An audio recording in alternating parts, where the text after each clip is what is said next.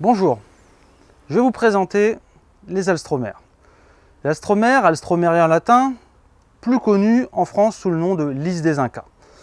Le lys des Incas, comme vous l'imaginez, est originaire d'Amérique du Sud, différents endroits d'Amérique du Sud. Tantôt sur les côtes, tantôt en altitude. Ces plantes ont été ramenées en Europe, hybridées entre différentes espèces et progressivement horticularisées pour obtenir toutes ces alstromères que l'on connaît à l'heure actuelle. L'alstromère est une plante qui fleurit très longtemps, pendant de nombreuses semaines. C'est une plante qu'on pourra mettre au jardin facilement pour la plupart d'entre elles, car elle se comporte comme de vrais vivaces sous nos climats. On parle d'une rusticité allant jusqu'à -12, voire -15 degrés. Au jardin, l'alstromère, donc je vous ai dit, fleurissait à partir du milieu de printemps jusqu'au gelé. Vous pourrez l'installer en pot, devant des massifs, ou en fond de massif, fonction de la hauteur recherchée et sur le type de coloris que vous rechercherez. L'alstromère demande assez peu d'entretien.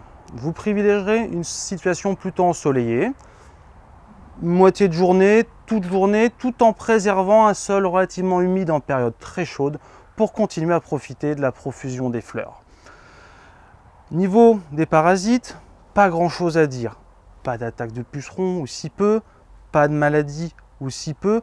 Éventuellement, au démarrage de la saison au printemps, veillez à ce que les limaces et les escargots ne consomment pas les jeunes pousses. Car effectivement, la plante repart à chaque printemps. C'est une véritable vivace. Elle va disparaître avec le froid, elle sera protégée en sol par son ancienne végétation qui aura gelé dessus et repartira donc pour un nouveau cycle de floraison de plus de 6 mois.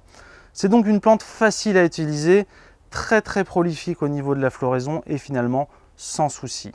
Vous trouverez des variétés hautes et des variétés excessivement naines. À vous de choisir, en fonction de votre utilisation, celle que vous préférez. Juste une indication, généralement les variétés très courtes utilisées en pot, très horticularisées, sont assez sensibles au niveau du froid. Donc pour une plantation jardin, privilégiez des végétations plutôt moyennes à hautes. Pour ce qui est de la taille, sur cette plante, assez peu de choses. Grosso modo, vous aurez juste à enlever les fleurs fanées, ce qui est assez simple sur cette plante. Vous avez juste uniquement à tirer sur la fleur et celle-ci vient toute seule. Ça permettra d'éliminer les fleurs et les anciennes fleurs. Enfin, la taille de la végétation est plutôt à éviter. Vous attendrez la fin de saison et que la plante gèle et disparaisse et recouvre finalement la souche en place. Assez peu donc d'intervention. Enfin, au niveau de l'arrosage, si vous voulez une profusion de fleurs tout l'été, on vous conseille d'arroser quand même régulièrement cette plante pour profiter de nombreuses fleurs. Et c'est pour ça qu'on préconise souvent une exposition ensoleillée, mais une petite journée pour que la plante puisse profiter d'un peu de fraîcheur, soit l'après-midi, soit le matin, et donc vraiment s'exprimer au mieux. Enfin, c'est un plaisir pour réaliser de nombreux bouquets pendant de longues saisons.